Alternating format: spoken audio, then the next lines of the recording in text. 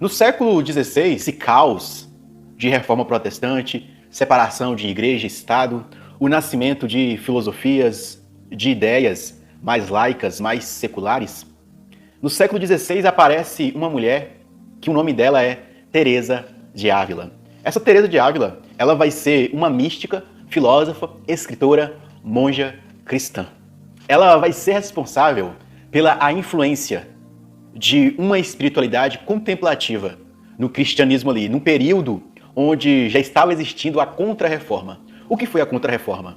Foi a reação da Igreja Católica contra a Reforma Protestante. Mas antes de aprofundar mais no assunto aqui, deixa eu me apresentar. Olá, seja bem-vindo ao canal O Aprendiz de Filósofo. Eu sou Josinácio, tudo bem com você? Espero que você esteja bem. Talvez você pode achar tendencioso eu abordar sobre Teresa de Ávila. Mas eu acho fundamental colocar ela nessa história e nessa reflexão sobre o desenvolvimento da filosofia, que filosofia, como a gente já pegou lá com Sócrates, também é conhecer a si mesmo ou conheça a ti mesmo, que é uma busca também de autorreflexão para si mesmo. E Teresa, ela é uma pessoa fundamental no período onde o cristianismo, ou melhor dizendo, o catolicismo, começa a receber fortes críticas. Teresa, aos 13 anos, ela foi para o convento. Após a morte da sua mãe, seu pai a mandou para um convento e ela passou a sua vida enclausurada no convento das Carmelitas. Com o tempo nesse convento, ela percebeu que aquela área onde ela estava não era propícia para ela se autodesenvolver.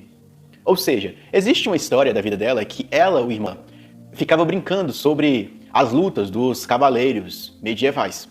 Houve um tempo que ela fugiu do castelo ou da casa dos pais dela, mais o seu irmão, disse que ia combater os mouros e se for preciso ia até morrer pela defesa da fé. Ou seja, ela lia muito a vida dos santos, dos mártires, então ela se encantou por aquilo. Então ela fugiu mais do irmão dela para, se possível, entregar até a sua própria vida para a defesa da fé. Você já percebe nessa personalidade feminina do século XVI já uma influência, uma vocação em se entregar por uma causa. Quando ela estava nos Carmelitas, ou nas Carmelitas, ela percebeu que as Carmelitas não tinham espiritualidade. Mas ela não criticou isso, ela deixou. O que ela fez? Ela juntou com um outro homem, que é São João da Cruz, que também se tornou santo da Igreja Católica. Ambos foi fundando conventos, ou os mosteiros das Carmelitas descalços. Ou seja, fizeram o voto de pobreza, vestia túnicas, e cada convento tinha em média de 13 a 14 pessoas vivendo enclausuradas, em silêncio, em meditação, em contemplação da vida de Cristo e também em projetos de caridade. Com o Concílio de Trento da Igreja Católica, que foi um concílio que eles debateram sobre as heresias ou sobre as teses que Lutero estava criticando a Igreja, a partir do Concílio de Trento surgiu personalidades que ajudaram nessa reforma, nessa contra-reforma na Igreja Católica. Olha só, vamos ler. Após o Concílio de Trento, tivemos os trabalhos heróicos de doutores deste século, que foi o século dos santos. Um verdadeiro renascimento da alma cristã. Olha só, algumas pessoas que são marcantes aí nesse período. São Francisco de Sales, Santa Teresa d'Ávila, a qual nós estamos abordando nesse vídeo aqui, São João da Cruz, São Pedro de Canísio, São Carlos Borromeu, São Felipe Neri, Santo Inácio de Loyola, aquele que fundou a Ordem dos Jesuítas, São Vicente de Paula, Santa Luzia de Marilax, São João Eudes, São Francisco Regis e São Pio IV, e muitos outros. Eles produziram uma intensa renovação espiritual, fortalecendo não uma intelectualidade filosófica, teológica da Igreja Católica, mas fortalecendo uma piedade popular. São pessoas que viviam em mosteiros, pessoas simples, mas que promoveram uma transformação espiritual muito grande para a Igreja Católica em um período onde ela estava passando. Mas esse conteúdo aqui é para abordar primeiramente sobre Teresa d'Ávila. As outras pessoas que eu citei, e você pode pesquisar sobre a vida deles.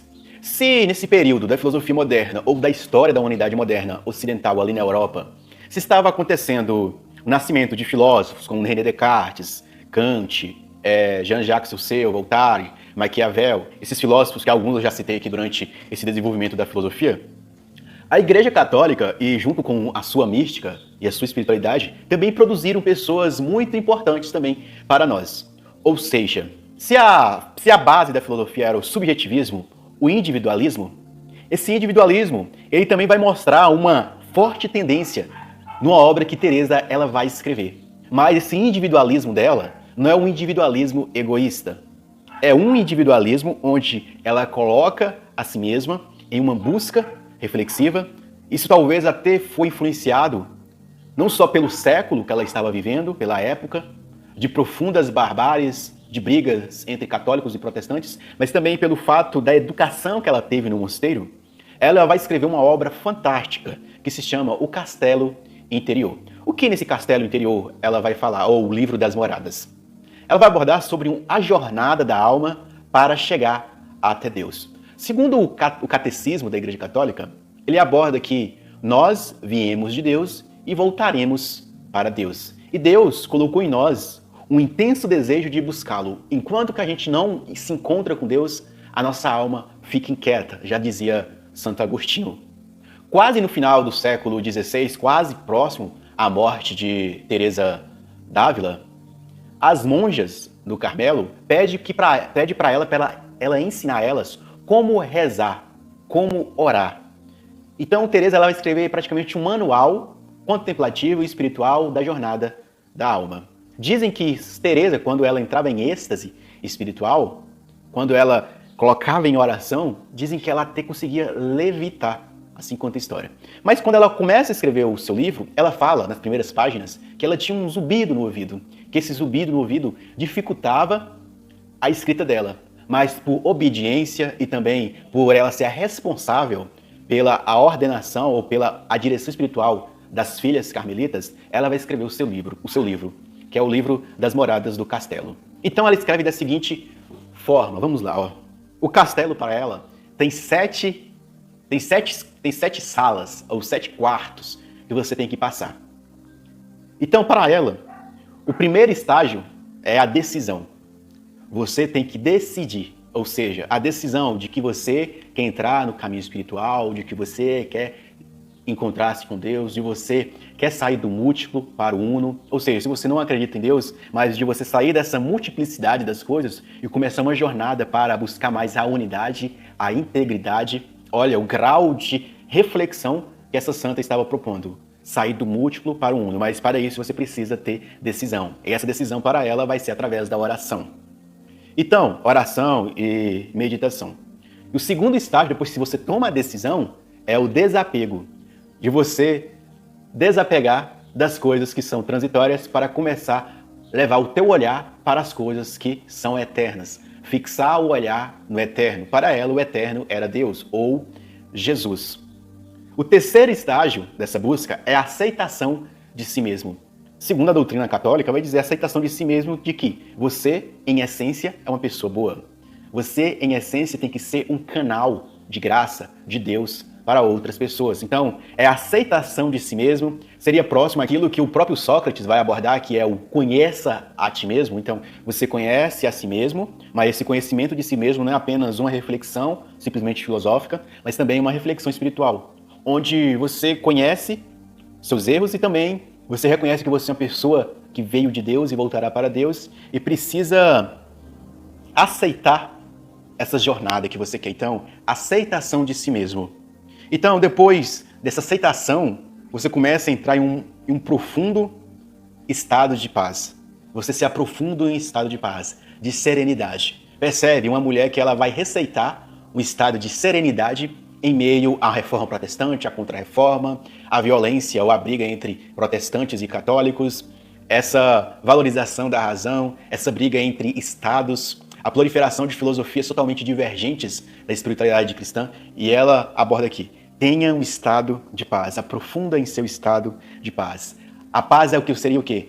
Quando você aprofunda em Deus, Deus lhe dá paz. Então, quando você busca aquilo que é eterno, quando você caminha para a unidade, cada vez mais você tem paz. Você quer saber se uma coisa é de Deus na sua vida? É quando você começa a caminhar para aquela direção e você começa a ficar cada vez mais em paz. Mas se aquilo tira a sua paz, cuidado, aquilo não está sendo de Deus na sua vida. Então, no quarto estágio aqui que ela fala, você tem que começar um aprofundamento e uma paz, e uma serenidade.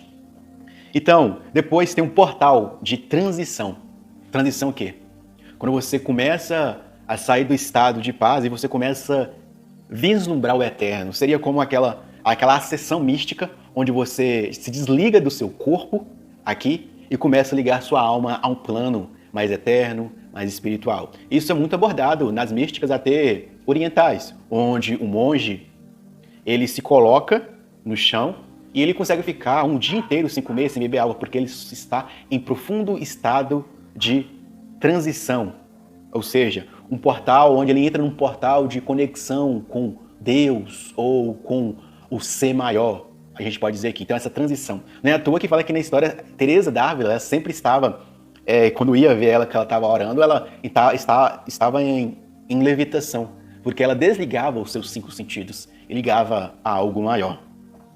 Então vem a sexta fase aí, que é a expansão do coração. O coração dela se enche de amor ágape. Amor ágape é o quê? Um amor incondicional por todas as pessoas, independente de quem ela seja. Ou seja, a transição que ela fala aqui é para chegar em uma expansão do coração. O coração dela com o coração abarcar todas as pessoas, amar todos como Jesus fazia. Amar todos, amar o leproso, amar a adúltera, amar o protestante, amar o católico, amar todas as pessoas. Porque o coração elevou para o todo, para o eterno, e está em estado de paz. Quem está em paz consigo mesmo, ama até aquele que não te ama. Então, por último, ela fala que é o matrimônio espiritual. O matrimônio espiritual já seria que a morte, vamos colocar aqui. Matrimônio espiritual, você está 100% com Deus. Já que ela tinha esse estado de transição, muitas vezes ela entrava em êxtase, mas o corpo dela ainda estava aqui na matéria. O matrimônio espiritual é quando você casa com Deus. Você tem uma união eterna com Deus. O que eu queria passar sobre Teresa d'Ávila era sobre isso, esses 7 caminhos das moradas da alma, do caminho da alma, essa reflexão que ela faz sobre a jornada interior do indivíduo quando ele se coloca para fazer uma jornada espiritual de autoconhecimento. E para Teresa d'Ávila, não existe distinção entre a pessoa que faz autoconhecimento e da pessoa que busca Deus. O autoconhecimento dá para unir da pessoa que faz a jornada para se encontrar com Deus.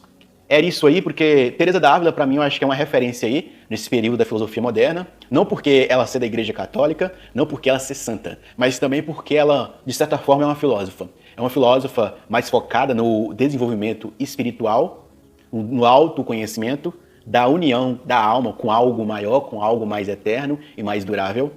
Então, ela é uma filósofa que é bom dar ouvidos para ela, para o que ela diz, se você não tem nenhum preconceito com a doutrina e a espiritualidade e a filosofia cristã. Muito obrigado por acompanhar até aqui. Não se esqueça de se inscrever no canal, dar o seu like, ativar o sininho da notificação, porque isso tudo ajuda aí na divulgação desse conteúdo. Até a próxima aula. Fui!